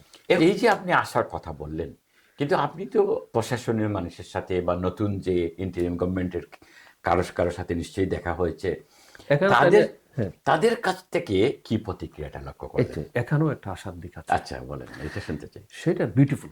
এটাও আরেকটা, জি, এটাও ঐক্যের সাথেও কিছুটা রিলেটেড, তবে ইটস মোর অ্যাডভান্স। সেটা আচ্ছা, হচ্ছে আমি আসলে গিয়ে কিছু অ্যাডভাইজারদের সাথে আমার দেখা সাক্ষাতের সুযোগ হয়েছে। হ্যাঁ, টান, দেশের প্রতি যে মায়া, আলহামদুলিল্লাহ আমরা তো এই যে বললেন, আমার তো আল্লাহ রহমতে সারা দুনিয়া 60-70টা দেশে কাজ করার সুযোগ হয়েছে। সেখানে বিভিন্ন পর্যায়ে বিভিন্ন সরকারদের সাথে কাজ করার সুযোগ হয়েছে এবং বিশেষ করে বিপর্যস্ত এলাকাগুলো পুনর্গঠনে কাজ করার সুযোগ হয়েছে। তো আমি চিন্তা করলাম যে আমার একটা দায়িত্ব তো আছে, আমি যদি এটা আমার মাতৃভূমির জন্য এই অভিজ্ঞতা থেকে কিছুটা হলেও কাজে লাগাইতে পারি, এটা ভালো। আমরা তো আর ময়দানে এবং যারা একটা সময় ময়দানে আছে যারা রক্ত মেইনলি। দিয়েছে তাদের মতো আমরা কিছু করতে পারলাম না, কিছু না করলে তো আল্লাহর কাছে জবাবদিহি করতে হবে। Yes. সেই জন্য যেখানে এই কয়দিন আমি ছিলাম, আমার হাতের কিন্তু সময় ছিল ঢাকাতে মাত্র 3 দিন। আচ্ছা, তো আলহামদুলিল্লাহ ইট ইজ গুড দ্যাট আমি যাদের সাথে অ্যাপ্রোচ করেছি বা খবর পেয়েছে, অ্যাডভাইজাররা মানে আলহামদুলিল্লাহ স্নেহ করেছে, সম্মান করেছে, তাদের সাথে দেখা সাক্ষাৎ হয়েছে। তো যে জিনিসটা আমাকে আরো বেশি আশান্বিত করেছে, এক নম্বর হচ্ছে প্রত্যেকটা অ্যাডভাইজার যাদের সাথে আমি দেখা করেছি তাদের মধ্যে আমি সিনসিয়ারিটি দেখেছি, আচ্ছা। সাদামাটা। সাধারণত হ্যাঁ, মানে আর কিছু কোনো করতে চায় কোনো অহংকার নাই, ঠাটফাট, আগে তো মন্ত্রী মিনিস্টার কি, আপনি মন্ত্রী পিয়নদের যে ঠাটফাট ছিল ভাই, মাথা মোটা পিয়নদের, এখন তো আপনি অ্যাডভাইজারদের কাছে কোনো ঠাটফাট কিছু নাই, একবারে না। মানে একজন সাধারণ মানুষ, সিম্পল মানুষ। দুই নম্বর হচ্ছে আমি তো অনেকে এর মধ্যে এই যাদের অনেকে দেখলাম তারা নিজের বাড়িতে থাকতেছে। আচ্ছা, আমি শুনলাম তাদেরকে সরকারি বাসভবন অফার করা হয়েছে, তারা এটা নিতে চাচ্ছে না। তো কি দেখলাম এখন, মানে এক নম্বর লোভ হচ্ছে নাই, কোনো নাই। লোভ তো নাই, সাদা মাটা জিন্দেগি যাবো। দুই নম্বর হচ্ছে আসলে তাদের ক্ষমতা আঁকড়াই ধরার কোনো ইয়ে নেই, এটা টেম্পোরারি কয়দিন হ্যাঁ, আছে, আঁকড়াই আবার এত মুভ করার দরকার কি? কি দরকার? এটা একটা বিরাট মানে এটা রিয়েল চিত্র যে এরা লুবি না, বিরাট লোভী। এরা ক্ষমতা আচ্ছা, মোহ না। আচ্ছা। 3 নম্বর হচ্ছে যখনই তা আমরা দেখলাম, আমি তো গেছি, আমি প্রত্যেককে এই কথাটা বলছি, আমরা আসছি, আমার কোনো এখানে কোনো দাবি দাওয়া নিয়ে আসিনি, কোনো পাওয়ার কিছু নেই আমাদের। আমরা আসছি আমাদের দায়িত্ববোধ থেকে, বাহিরে থেকে যদি আমরা কোনো কোনো ভ্যালু সাপোর্ট অ্যাড দিতে করতে পারি পারি, যে, কোনো কিছু সাপোর্ট করতে পারি, জি, হ্যাঁ, কোনো কোনো কোনো ক্ষেত্রে যদি আমরা দেশের কল্যাণে কিছু করতে বুদ্ধি পারি, পরামর্শ সহ ওয়েলকাম আমাদেরকে। তবে সবচেয়ে বড় জিনিস হচ্ছে আমরা যারা বিদেশে আছি, দেশের মুক্তির ঠান যাদের আছে, তাদের পক্ষ থেকে আপনাদেরকে ধন্যবাদ জানাতে চাচ্ছি। কারণ এরকম একটা চ্যালেঞ্জিং সময়ে আপনারা এই দায়িত্বটা নিয়েছেন, এটা কিন্তু একটা বড় ব্যাপার, বিশাল ব্যাপার। তো এইটা, এই যে সহজ সরলতা, আচ্ছা, মানে আপনার ওয়েলকামিং ইয়ে, যখনই কোনো পরামর্শ দিতে আমরা দেখছি দে আর ভেরি ওয়েলকামিং। তাদের মধ্যে এরকম কোনো ভাবনা, আপনি কি বুঝেন এই ধরনের কোনো না এটা নাই, তারা তো না, সবাই তারা তো এখন বুঝতেছে, এখন তো but অ্যাডভাইজার আগে যারা তো হয়েছে ওই তারা যে তো আগে থেকেই অনেক বড় বড় বড় পজিশনে বড় মানুষ ছিল যে। এখনো। তো এই সহজ সরল। এটা কি এই কারণেও হয়েছে যে অনেক সময় অযোগ্য লোকগুলো দায়িত্ব পাইতো আর মাথা মোটা হয়ে যেত, হ্যাঁ, এরা যোগ্য লোক দায়িত্ব পেয়েছে এই জন্য তারা মাথা মোটা হয় নাই, বরং আন্তরিক হয়েছে, কি এরকম? অফকোর্স অফকোর্স, এটাও যোগ্যতা, আছে, এটাও যোগ্যতা। আছে, জি। আসলে যাদের যোগ্যতা নেই তাদের মধ্যে তো ভয় থাকে, Yes. ভয় থেকে হিংসা বিদ্বেষ জন্ম এবারে এক ধরনের মানে হ্যাঁ, সেলফ কন্ট্রোল আমার পজিশনটা নিয়ে ফেলছে চলে না যায় কেন? কিনা যে ওনাদের তো এটা এটা নাই। এটা আমি দেখি না, আচ্ছা, হ্যাঁ, এরকম আচ্ছা, কোনো ইয়ে নেই। আচ্ছা, 3 নম্বর যে জিনিসটা সেটা হচ্ছে তারা সবাই আন্তরিকভাবে কাজ করছে, রাত দিন কাজ করছে। একজন উপদেষ্টার কাছে গিয়ে আমার খুব মায়া হয়েছে, এত মানে একসাথে কয়েকটা মন্ত্রণালয় দেখাশোনা করতে হচ্ছে। আচ্ছা। আগে তো দেখেন 50-60 জন মন্ত্রী ছিল, সেখানে মাত্র 20 জন, এখন 19 জন না 20 জনে পুরো দেশ সবকিছু করতে চালাতে হচ্ছে। হচ্ছে। তো এটা মানে একটা দেখলাম কাজগুলো তারা সবাই সিনসিয়ারলি করছে। ওই যে আগে যেটা ছিল এই খাই খাই খাই খাই এই ধরনের, চিন্তাই নাই, মনে হচ্ছে না যে চিন্তাই নাই। দি মোস্ট ইম্পর্টেন্ট থিং হচ্ছে আরেকটা জিনিস আচ্ছা। আমাকে খুবই মানে খুবই আশান্বিত করেছে এবং খুবই আনন্দিত করেছে সেটা হচ্ছে একজন খুবই বড় অ্যাডভাইজার ছিলেন, উনি বললেন আমি যখন গেছি তখন তো কয় সপ্তাহ গেল, 4 সপ্তাহ গেল জি, তারা, জি। এর মধ্যে 5টা বিদেশ সফরের দাওয়াত পেয়েছে। আচ্ছা, এর মধ্যে একটা সফর উনি উনি নিজেও একটা বড় প্রতিষ্ঠানের সাথে আগে থেকে এই আগের ওনার ইয়ের কারণে বলছিলেন, সেটারও দাওয়াত পেয়েছিলেন। উনি 5টা দাওয়াত নাকি রিজেক্ট করেছেন। বিদেশ সফর। বেশ আচ্ছা। বড় বড় প্রোগ্রামে, বড় ইয়েতে। আমি কিন্তু আপনি এটা সফর ক্যান্সেল করলেন কেন? কয়, এখন তো আমার বিদেশ সফরের সময়, এখন তো দেশ পুনর্গঠনের সময়, এখন তো আমি বিদেশ সফর করবো, থাকে এখানে তো এই এই কাজ কে চ্যালেঞ্জ করবে? কেমন বাহ! করবে? তা আপনি কি স্যাক্রিফাইস! আচ্ছা, হ্যাঁ, তার চেয়ে ইন্টারেস্টিং হচ্ছে আচ্ছা। এই সফর যখন ওরা রিজেক্ট করে, তখন কিন্তু ওখানে তো আগের আমলারা আছে, আমলারা নাকি আশ্চর্য হয়ে যায়। হ্যাঁ, স্যার, আগে স্বাভাবিক। তো মন্ত্রী সাহেবরা এরকম পাইলেই এটাকে একেবারে মানে লুফে নিতে, কিভাবে আরে যত কত কিভাবে জলদি হয় সেটাই করতে হয়। কত বন্ধু-বান্ধব নিতে পারা 2 যায়, নম্বর হচ্ছে দালাল একটা সামসা নেওয়া প্রোগ্রামে, যায়। একটা প্রোগ্রামে এই মানে এটা আরো কয়েক মাস পরে, এখনো সময় আরো কয়েক মাস পরে যাবেন আর কি, আচ্ছা, অ্যাকসেপ্ট করছেন। জি। এটা খুবই দেশের স্বার্থে খুবই গুরুত্বপূর্ণ, এই জন্য নিছেন। হুম, তা এখন কতজন লোক সাথে নিবেন? আচ্ছা। উনি বলছে কয়জন, মুখ্য মুখ্য 3জন লোক। এটা নাকি আমলারা খুব আশ্চর্য হয়ে গেছে। আগে তো এই সমস্ত প্রোগ্রাম আমাদের মন্ত্রী মিনিস্টাররা অনেককে নিয়ে যেত, তাদের দলের লোক, তারপরে আমাদের আত্মীয় পেশ সচিবালয়ের এই কুটুম, এত তো এতজনকে নিত। হুম, আপনি তো মিনিমাম 8-9 জন নিতে পারেন, কয় কেন আমার আপনাদের দরকার কি ওখানে? স্ট্রিটের পয়সা নষ্ট করবো কেন? হুম, বাহ! বাহ! তাই না? সো দ্যাট ইজ অ্যানাদার মানে অ্যানাদার, আশার মানে বিষয়। মানে আশার বিষয় যে এইভাবে উজ্জীবিত যদি হওয়ার মতো জিনিস। দেশপ্রেম নিয়ে সিনসিয়ারিটির সহিত সহজ সরল ভাবে এবং কোনো লোভহীন ভাবে সরকারে যারা আছে তারা দায়িত্ব পালন অব্যাহত রাখে, তাহলে অবশ্যই বিপ্লবের যে মূল চেতনাটা, এই চেতনাটা বাস্তবায়ন হবে। এটা হচ্ছে আমার মানে বড় আশা আশার এবং বিষয়। প্রত্যাশা। হ্যাঁ, আপনি তো অনেক আশার কথা শুনালেন। নিজের চোখে দেখা এবং বিশেষত অ্যাডভাইজারদের সাথে কথা বলা বা তাদের আচরণ, তাদের ভাবনা বিষয়টি। কিন্তু সংবাদ মাধ্যমে আজকাল কিছু উল্টাপাল্টা কথাও আসছে এবং মনে হচ্ছে যেন সবাই খুব দ্রুত একটা পরিবর্তন, এবং পরিবর্তন না হলে এই হবে সেই হবে। তো এই ক্ষেত্রে এই সরকারের জন্য এবং ছাত্র জনতার এই সাফল্য ধরে রাখবার বা যে উজ্জীবিত হয়ে যে জায়গায় তারা পৌঁছে যেতে চায় সেখানে পৌঁছবার জন্য চ্যালেঞ্জগুলো কি? খুব ভালো প্রশ্ন করেছেন, আলহামদুলিল্লাহ। আমার বিবেচনায় 5টা চ্যালেঞ্জ। আচ্ছা, এর মধ্যে 1 নম্বর চ্যালেঞ্জটা আপনি বলে দিয়েছেন। সেটা 1 কোনটা? নম্বর চ্যালেঞ্জ হচ্ছে অবাস্তব আশা এবং প্রত্যাশা, আনরিয়ালিস্টিক। আনরিয়ালিস্টিক। হ্যাঁ, জি, যে একটা, অনেকে বলে 16 বছরের ফেসিবাদ, আসল বলতে এর আগে আরো 5 বছর তারা করেছে তো। জি, 21 জি, বছরের এই যে জঞ্জাল, জি। এবং আমরা এটা নতুন করে বলার কোনো অপেক্ষা রাখে না, এখন যেখানে হাত দিচ্ছে সেখানেই এখানে পচে গেছে অবস্থা। অর্থনীতি বলেন, ব্যাংক সমাজনীতি লুট। বলেন, শিক্ষা ব্যবস্থা বলেন, ব্যাংকগুলোর কথা বলেন, আমলাতন্ত্রের কথা বলেন, হ্যাঁ, তারপরে আপনার পুলিশের কথা বলেন, আইন শৃঙ্খলার কথা বলেন, ব্যবসা বাণিজ্যের কথা বলেন, সব জায়গায় তো লুটে পটে বাংলাদেশের হাজার হাজার না লক্ষ লক্ষ কোটি টাকা দেশ থেকে পাচার করে। তছনছ হয়ে ব্যাংকগুলো গেছে প্রায় সবকিছু। প্রায় শেষ হয়ে যাওয়ার অবস্থা। আর বছরখানেক থাকলে তো কি হইতো এই দেশ, আল্লাহু বলা আলাম। মুশকিল। তো এইরকম একটা বিপর্যস্ত যেখানে হাত দিচ্ছে, আমি দেখছি এই দেশ, এই সরকারে যারা আছে তারা অনেক জায়গায় হাত দিচ্ছে, এগুলো মানে বিপর্যয় যেটা চিন্তা করছিল ওখানে কিন্তু অবস্থা তার চেয়ে অনেক বেশি অনেক ভয়াবহ, বেশি, অনেক অনেক বেশি বেশি। ভয়াবহ। তো কিন্তু আমাদের দেশের অনেকেই মানে এটা রাতারাতি চেঞ্জ চায়। এই যে 1 মাস যায় নাই, 2 মাস যায় নাই, এই হয় নাই, সেই হয় নাই ইত্যাদি, এই যে মানে অতিরিক্ত অবাস্তব আশা এবং অতিরিক্ত প্রত্যাশা এই অনাহূত প্রত্যাশাটা এই আসলে সাধারণ জনগণের, নাকি আগের সরকারের লোকেরা এখন সুর পাল্টিয়ে মোটা মোটা প্রত্যাশা এবং দ্রুত প্রত্যাশার কথাগুলো জনগণকে বিভ্রান্ত করার জন্য বলছে, এরকম কিছু মূল কিনা? কারণটা আমার বিবেচনায় আচ্ছা, এটাই যে ওখানে যে যে সমস্ত প্রেতাত্মারা সমাজে এবং আমলাদের মধ্যে লুকিয়ে আছে, জি, তারাই কিন্তু এগুলো প্রম্পট করতেছে। হ্যাঁ, প্রম্পট করতেছে। এই যে 2 মাস হয়ে গেল, কি করছে, এই হচ্ছে সেই হচ্ছে। এক তো হচ্ছে তারা ওখানে করতে দিচ্ছে না। জি। হ্যাঁ, তো করতে যেটা দিচ্ছে না সেটা তো তারা জানে। প্রশাসন চ্যালেঞ্জ, বুঝতেছে। হ্যাঁ, বুঝতে জি, হবে।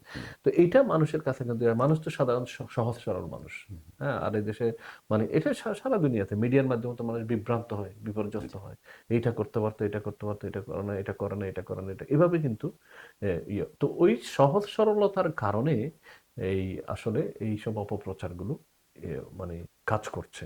আর 2 নম্বর হচ্ছে এমনিও জেনুইনলি কিছু মানুষের আসলে মানে যারা ওই যে ধৈর্যহীনতা আর কি, যারা মনে করেন এখন অতীতে অনেকে চাকরি প্রমোশন পায় না, তাদেরকে অনেক ডিপার্টমেন্টে কিন্তু খুব দ্রুত অ্যাকশন নিয়েছে, হ্যাঁ, কিন্তু তারা মানে 2 মাস অপেক্ষা করতে রাজি না, 1 মাস অপেক্ষা করতে রাজি না, আজকেই সব হয়ে যেতে আজকে হবে। সব হয়ে যেতে হবে। আর 2 নম্বর এটা অথচ আরেকটা 20 বছরের ভিতরে এরা কোনো কথাই বলতে পারে কথাই নাই। বলতে পারে নাই। আর 2 নম্বর হচ্ছে ওখানে আরেকটা ঘটনাও আছে আবার, এটার পিছনে কারণ আছে। আরেকটা কারণ হচ্ছে যে ওখানে তারা দেখছে যে কিছু লোক ষড়যন্ত্র করছে, ওই যে আগে থেকে মানে এক গ্রুপ আগে খাইছে, এখন আবার আর গ্রুপ এসে এটা খাওয়ার জন্য উঠে পড়ে লাগছে। এখানে ভালো লোক যারা তাদেরকে ঢুকতে দিতে চায় না, হ্যাঁ, তো এই কারণে তারা একটু তাড়াহুড়া করতেছে, এটা আছে। আর সেকেন্ড হচ্ছে মানুষের আসলে তো সাধারণ মানুষের তো একটা রাষ্ট্রীয় কাঠামো কিভাবে চলে সবার তো আইডিয়া নাই। এই আইডিয়া না থাকার কারণে তারা মনে করে এখন তো মাস্টার প্ল্যান বুঝে না এখন তো ভালো। সেকেন্ড যে চ্যালেঞ্জটা সেটা হচ্ছে আইন শৃঙ্খলা পরিস্থিতি। হ্যাঁ, আইন শৃঙ্খলা পরিস্থিতিটা এখনো পুরোপুরি নিয়ন্ত্রণে আসে নাই। এটার কারণ হচ্ছে ওই যে 20% পুলিশ তো জয়েন করে নাই তখন পর্যন্ত। তারপরে পুলিশের মরালটা খুব ডাউন, এবং যারা পুলিশের মধ্যে যারা আগে বিভিন্ন অপরাধের সাথে জড়িত ছিল তারা তো তাদের কারণেই তো তাদের তারা অপরাধটা তো তারাই বেশি করেছে। তো এইটা এখন আইন শৃঙ্খলা পরিস্থিতির উন্নতি না হলে তো আসলে বিপর্যয় আরো বাড়বে। এবং সবচেয়ে বড় কথা হচ্ছে যারা সুযোগ সন্ধানী এবং যারা অপরাধ প্রবণ, যারা দেশে নৈরাজ্য স্বীকার করতে চায়, সৃষ্টি করতে চায়, তারা তো সুযোগ বেশি পাবে। এই কারণে আইন শৃঙ্খলা পরিস্থিতি উন্নয়নটা একটা বড় চ্যালেঞ্জ। অবশ্য আমি আশা করি এখন তো আর্মিকে ম্যাজিস্ট্রি পাওয়ার দেওয়া হয়েছে এবং কিছু উন্নত হচ্ছে, হ্যাঁ, কিন্তু এই ক্ষেত্রে আরো দ্রুত পদক্ষেপ নেওয়া দরকার। বিশেষ করে যে সমস্ত শূন্য পদগুলো আছে এগুলো তাড়াতাড়ি পূর্ণ করা দরকার। অপরাধী যে সমস্ত অফিসার আছে তাদের বিরুদ্ধে ব্যবস্থা গ্রহণ করা দরকার।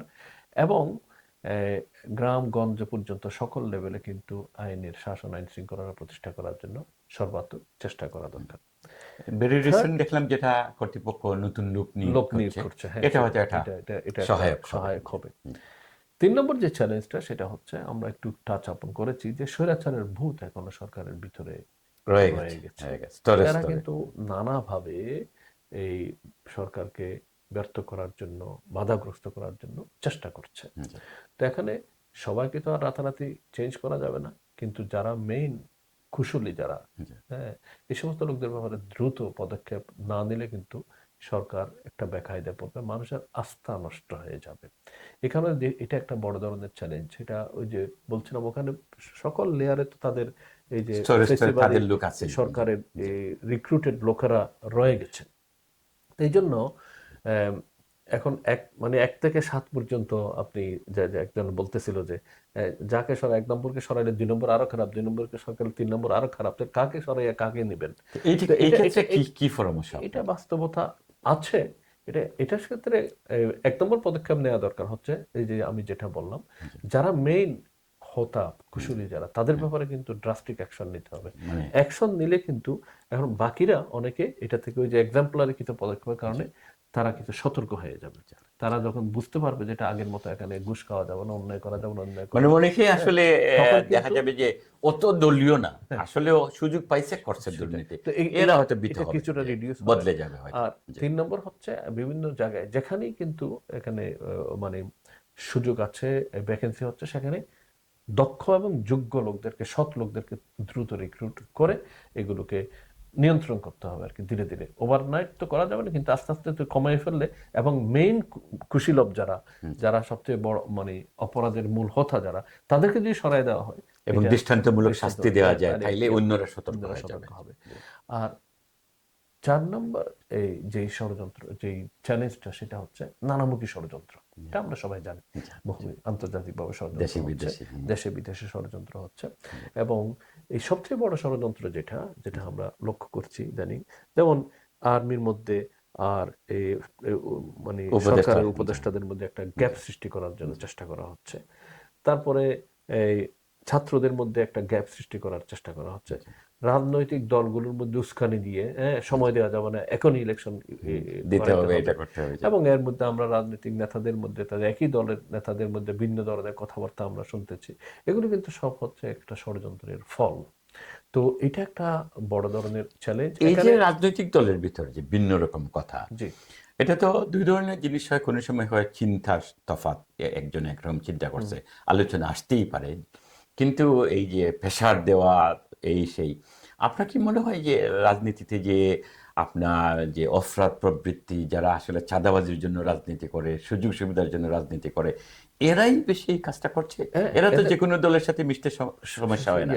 পুরানো ফেসিবাদী সরকারকে আবার ফিরিয়ে আনার জন্য নানামুখী ষড়যন্ত্র এখানে চলছে। এই ব্যাপারে রাজনৈতিক দলগুলো যেমন দায়িত্বশীল ভূমিকা পালন করতে হবে, তেমনি সরকার কিন্তু অত্যন্ত সচেতনতার সাথে এটা মোকাবেলা করতে হবে। এরপরে 5 নম্বর ষড়যন্ত্রটা হচ্ছে, 5 নম্বর চ্যালেঞ্জটা হচ্ছে রাজনৈতিক চ্যালেঞ্জ, যেটা আপনি একটু মানে টাচ করলেন, যে সেটা হচ্ছে আসলে রাজনীতিটা দিন দিন জটিল আকার ধারণ করছে। জটিল আকার কেন ধারণ করছে?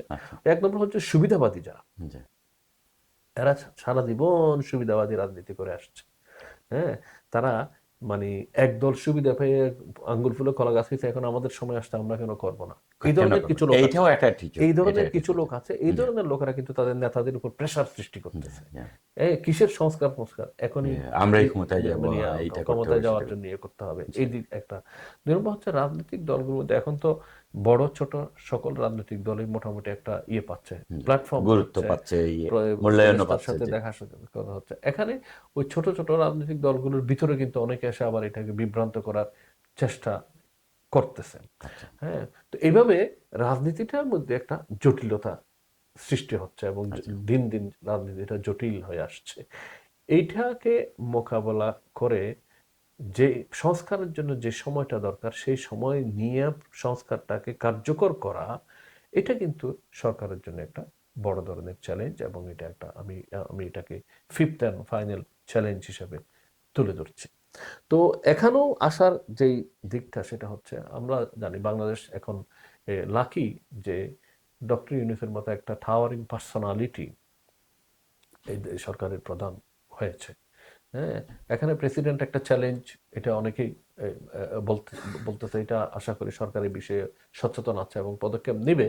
হ্যাঁ, কিন্তু এই টাওয়ারিং পার্সোনালিটি, ওনার এই টাওয়ারিং পার্সোনালিটি এবং ওনার সাথে যারা, এই যে আগে বলেছি, দক্ষ এবং যোগ্য কিছু অ্যাডভাইজার আছে, তারা সবাই যদি ঐক্যবদ্ধ থাকে এবং এই যে নানা চ্যালেঞ্জগুলো আছে আসতেছে, এই চ্যালেঞ্জগুলো মোকাবেলার ব্যাপারে যদি তারা একজোট হয়ে, বিভ্রান্ত না হয়ে একজোট হয়ে কাজ করার জন্য বদ্ধপরিকর থাকে, তাহলে কিন্তু বিপ্লবটা সফলই হবে। আচ্ছা, এই ক্ষেত্রে এই যে ডক্টর ইউনূস আমেরিকা যখন গেলেন এই জাতিসংঘ অধিবেশনে, তখন অনেকে চিন্তা করেছিলেন কি বলবেন, উনি বৈধ কিনা, এটা ওইটা নানা কথাই, মানে ষড়যন্ত্র ছিল।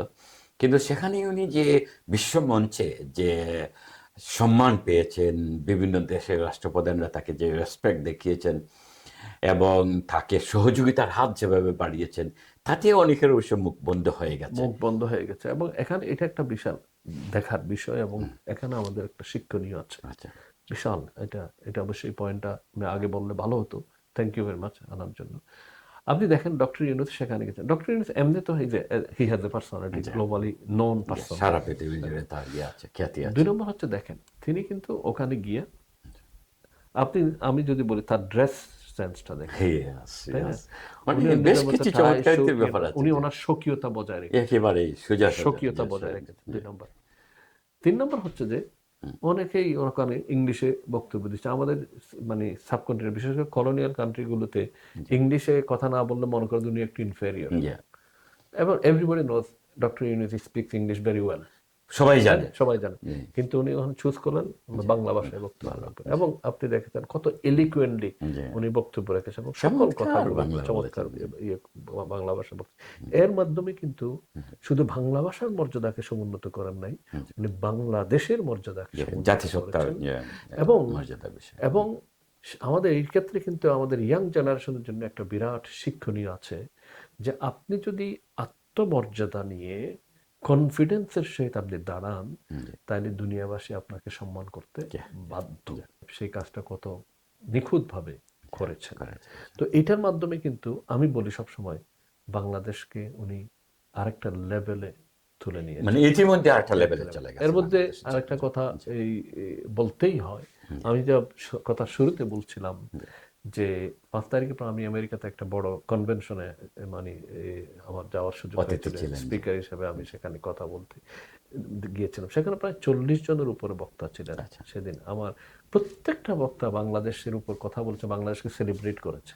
আমার মনে হয় আমি জীবনে প্রথম বাংলাদেশে জন্মগ্রহণ করাটা এটার জন্য একটা প্রাউড ফিল করেছি, মাশাআল্লাহ, তাই না? good, good, so good. এটা আমাদের ছাত্র জনতা কিন্তু দেশটাকে এই লেভেলে নিয়ে নিয়ে আসছে। আসছেন, জি। তো এই যে এই লেভেলেতে নিয়ে আসছে, এটাকে ধরে রাখা, এটা আমি এখন আমার লাস্ট পয়েন্টে, এটা ধরে রাখা, এটা হচ্ছে আমাদের করণীয়।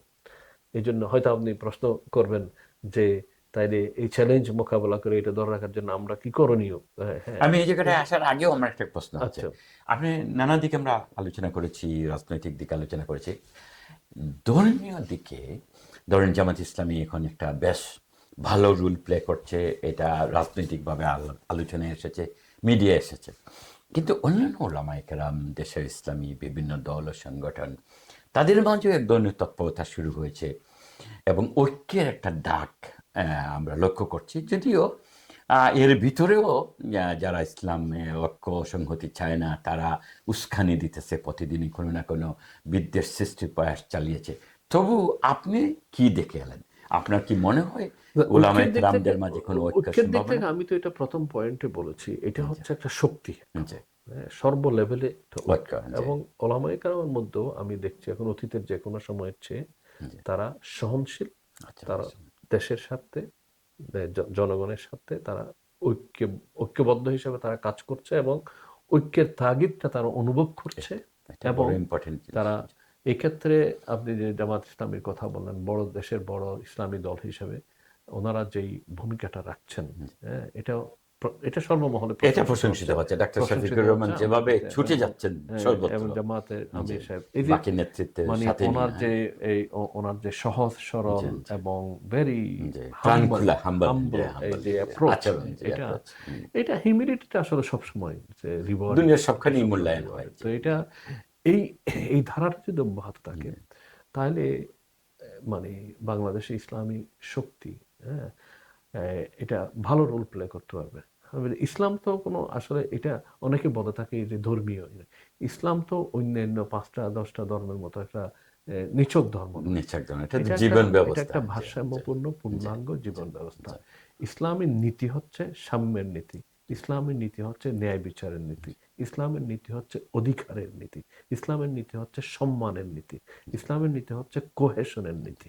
তো এই জন্য অনেকে বলে যে ইসলাম আসলে অন্য ধর্মের কি হবে? ইসলাম আসলে অন্য ধর্মের লোকেরা সবচেয়ে বেশি অধিকার পাবে, বিকজ সবচেয়ে এটা বেশি অধিকার পাবে। এবং এদের নিরাপত্তা এবং দেওয়া ইসলামের আমার কাছে দায়িত্ব, জি, খুবই ভালো লেগেছে জি, যখন জামাত ইসলামের আমির ডক্টর শফিকুর রহমান সাহেব বলেছেন যে অধিকারের প্রশ্নে হিন্দু, বৌদ্ধ, খ্রিস্টান সকল নাগরিক সমান। অধিকার প্রশ্নে এবং খুব খোলামেলা বলেছেন খুব খোলামেলা বলেছে। এবং মিডিয়া এটা কভারেজ দিয়েছে ধর্মীয় যথাযথ। তারা ধর্ম পালনের অধিকার, যার ধর্ম সে পালন করবে, তাতে তাতে এবং এটা বরং ইসলামের নীতি হচ্ছে কারো ধর্ম পালনে যদি কেউ বাধা দেয়, তো যে বাধা দেয় সে হবে অপরাধী। এই দেশটাকে, বাংলাদেশের এই সার্কামস্টেন্সে, এই সময়ে আপনি এবং আপনারা এখানে আরো অনেক বড় বড় লইয়া ব্যারিস্টার আছেন আমাদের, তারা তো চাইলে বাংলাদেশকে বুদ্ধিভিত্তিক বা এখান থেকে প্রতিনিধি পার্টিও সহযোগিতা করতে পারেন। এটা কি আপনারা কোনো চিন্তা করছেন? অবশ্যই এই যে আমার বিপ্লবের পরে যাওয়া, এটা তো একটা এই সেই চিন্তারই একটা ফসল। মানে আমার যাওয়ার দরকারটা কি ছিল?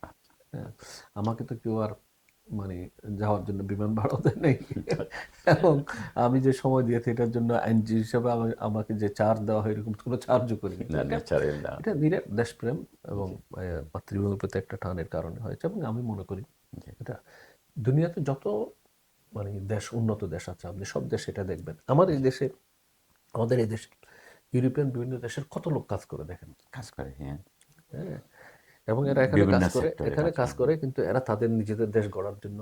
আপনি পোল্যান্ডে গিয়ে দেখেন সবাই এখান থেকে আইডিয়া নিয়ে যারা কিভাবে তাদের দেশ করে, দেশের গড়ার জন্য ইনভেস্টমেন্ট নিয়ে যায়, নানা যায়, জিনিস করে, টেকনোলজি নিয়ে যাচ্ছে, মানে ফাইন্যান্সিয়াল বিজনেস অপরচুনিটি নিয়ে যাচ্ছে।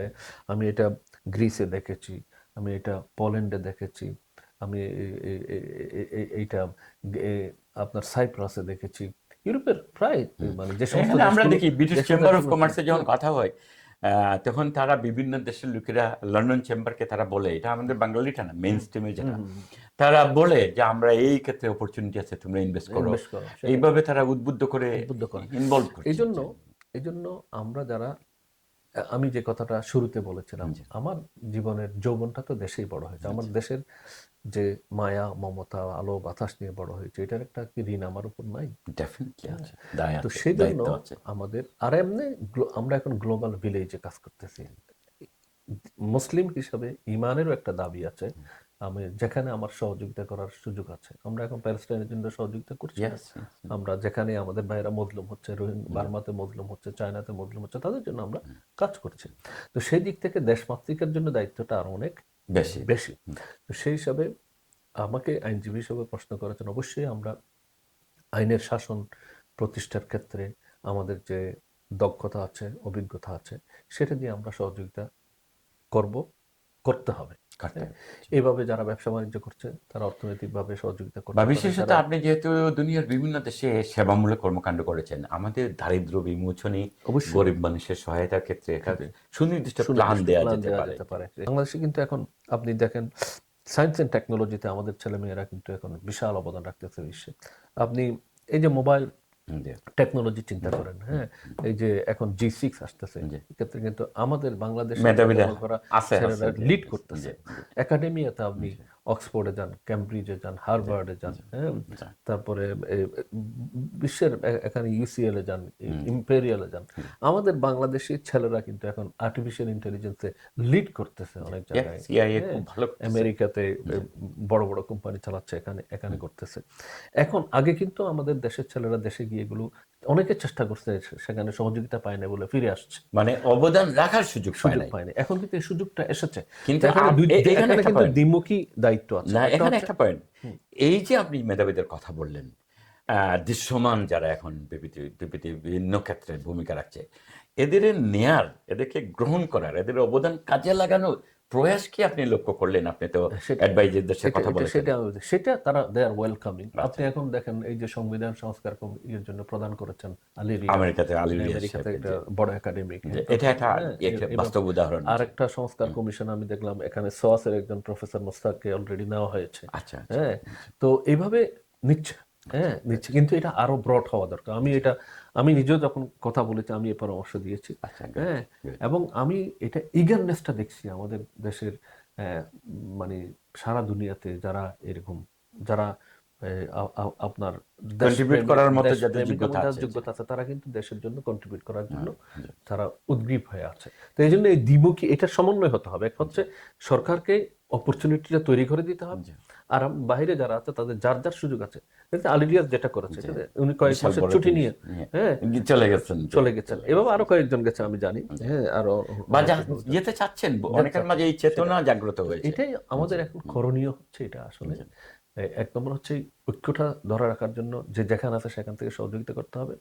2 নম্বর, দেশ গঠনের জন্য যার যে যোগ্যতা আছে সেই যোগ্যতা নিয়ে এগিয়ে আসতে হবে, হ্যাঁ, এবং এখানে হীনমন্যতায় যেমন বোকা যাবে না। উনি আমাকে বলছেন না কেন, এটার জন্য না, মানে স্বতঃস্ফূর্তভাবে সহযোগিতা হাত বাড়িয়ে দেওয়া দরকার। এভাবে যদি নেওয়া যায়, তাহলে আমরা আশা করতে পারবো যে আমাদের মাতৃভূমিটা, হ্যাঁ, একটা সমৃদ্ধ, শান্তিপূর্ণ এবং একটা রোল মডেল দেশ হবে ইনশাআল্লাহ। তো আমরা দোয়া করি সবার।